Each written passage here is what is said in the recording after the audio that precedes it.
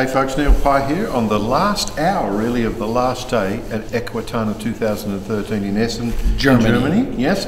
Pat, we've had a huge week here.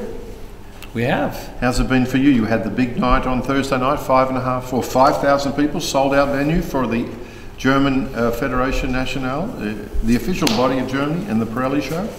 Yeah, it was great. You know, we had rehearsals the day before. That morning, yeah, that morning. And that morning, and we had, so from a busy week, yes, it has been. You know, they average around 40 to 45,000 people a day here for 9 days. It's Sunday, which I would typically think on a horse fair would be a bit light on. You just almost can't even walk through the aisleways. There's that many people here. And most of the people that are here are recreational horse lovers that just love horses. They're going around. There's more vendors here than I've ever seen at any one venue. And they've got, it's not only one story, it's 2 stories in 14 different halls. Yeah. You just cannot believe how big this thing is. Yeah, and kudos to Equitana Germany and really Reed Exhibitions. This is the best horse show, if not the best in the world. As Pat said, people, halls, entertainment, anything you can think of with horses, fashion. It's been a brilliant, really 10 days, hasn't it? Yeah, and they actually really started the whole horse fair industry. That's right. Got to meet the originator of this. He's since passed on, but his name was Ralph Kruber, and his son is now the MC. One of the MCs, yes. Of everything that goes on in Hall 6, which is the hall that holds 5,000 people. So it's really a fabulous event. We've been tickled to be here, and the big debut this time was with the FN.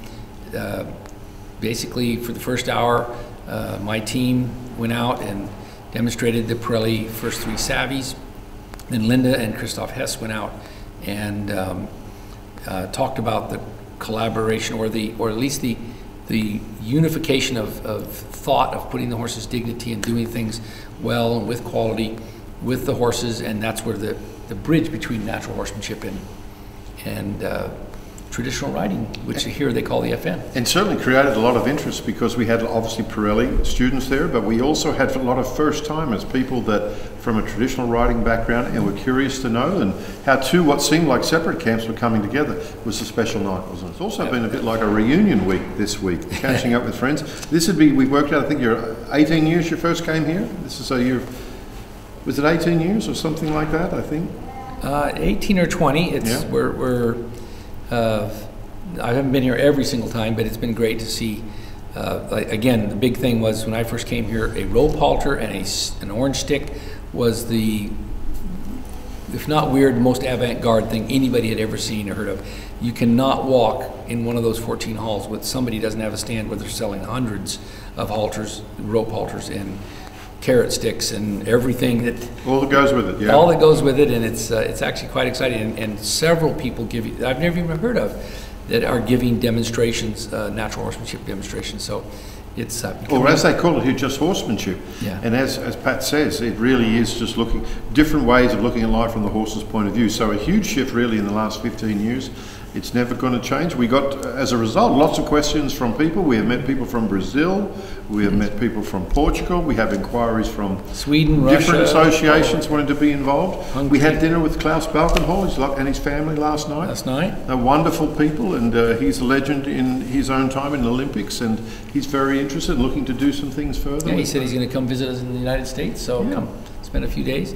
You know, our team here put on, mainly instructors, and students put on, 4 to 6 demonstrations every single day. Yeah. Different halls, oftentimes 30 minutes long, and they'd be there, and the place was packed. So everybody here really, really worked hard.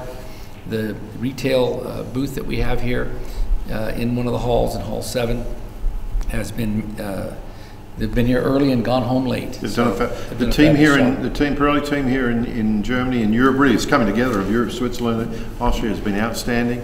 We couldn't have done it without them. Their energy and the way they did it, we tallied up over 50 demonstrations in the last 9 days, and from little arenas to big arenas. They've had to adjust to fit the situation. It's been out. Sometimes we just played music and they played, other times they talked. And in your presentation, it's always, tell us what it's like when you have the interpretation factor. It always slows you down. How is it when you have to wait for things to be interpreted? Yeah, well, it's always a challenge. having to interpret if I say something, and whether to say a paragraph and then let them interpret that, or to say half a sentence and do that. So I usually get into the half to 3/4 of a sentence idea, but it is a challenge, but it's interesting.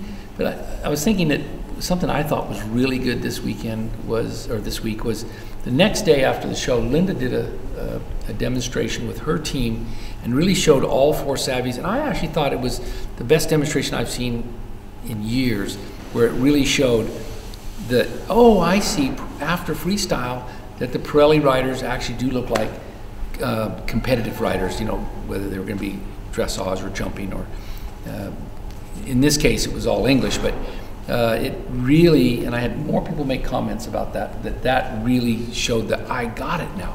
So I thought that was one of the greatest things. And last night we were fortunate enough to get invited to the Hop Top, which is the main show that they show 4 times here. That was spectacular. What a fantastic show. Yeah, for Equitana people, they blew everyone's socks off. I've seen going to rodeos for 14 years when I was doing it, and I've seen every kind of act and stuff that you can see, and I get pretty bored with it pretty quick.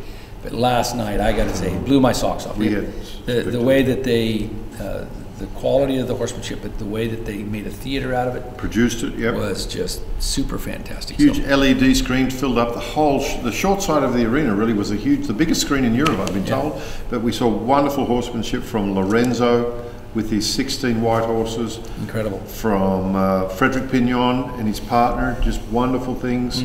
So many people, the working equitation, the German riders you got to meet the other day. Just an outstanding presentation in horsemanship and people that love horses. It was quite the celebration, huh? Yeah.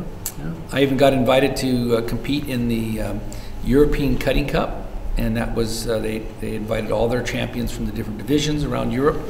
And they had a wild card, and I was their wild card. And didn't they find out that was the truth? Yeah. So tell me, you're in the European Cup. You rode a horse that a student of yours has now, and you hadn't seen for 3 or 4 months. How did you go? Yeah, it was a little mare I called Tutu that I sold to a man in Sweden named Mikkel. And he promised me when we sold him the horse that he would bring her down here if I got invited, which, as it turns out, I did. And she was a competitive cutting horse I was using last summer and doing very well on. So I was feeling pretty good. She ended up 3rd, and but the funnest part was afterwards. A friend of ours, Uwe, said, "Hey Pat, let's take our bridles off and go in there and while they're getting organized for the trophy portion of it."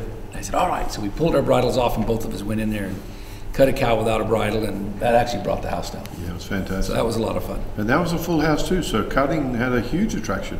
Yeah. Hey, tell us the funny story about the warm-up the day before the cutting. Some friends took you to a special farm. This you don't hear every day. Yeah, I met some people here, and they said, "Pat, do you want to take your horse out and practice with us on some real cows?" Because we were just doing the simulated flag. And I said, "Why, sure." So they said, "How far?" I said, "How far?" They said, "Oh, 20 minutes. Hour and a half later, we were way out in the middle of the country from here. And we get there, and it was really cold because it's been snowing every day and cold here. We get there and warmed the horses up, and they said, "Okay, we're going to bring the cows in." And here comes about 12 dairy cows, black and white, white and black. And they came in, and they were so happy to be out of this little freezing pen out in the outside and in a nice warm covered arena, and they've never seen horses before. And these cows came in and ignored the horses, and they just jumped for joy, and they were bouncing like around. Spring lambs. Like spring lambs, just bouncing. And for 20 minutes, that's all they did is run and roll and jump and kick and buck and play with each other. And the other cutting horse guys were like, "Hey, you cows, hurry up and get serious. We want to act. We're cutters. We're cutters." It was quite fun. We didn't get any footage of that, but folks, that's a good story to tell. That's for sure. So quite the special week. So every 2 years, next time is in 2015. It's been a wonderful trip for us personally at Parelli, but also to catch up with Berger Giesiger, Alfonso, friend of yours from 20 years or more back, seeing wonderful demonstrations for classic riding and natural horsemanship. Just good horsemanship everywhere. So it's exciting times, folks. Pat? Yeah. Always a pleasure. Good. Remember, keep it natural. See you, folks.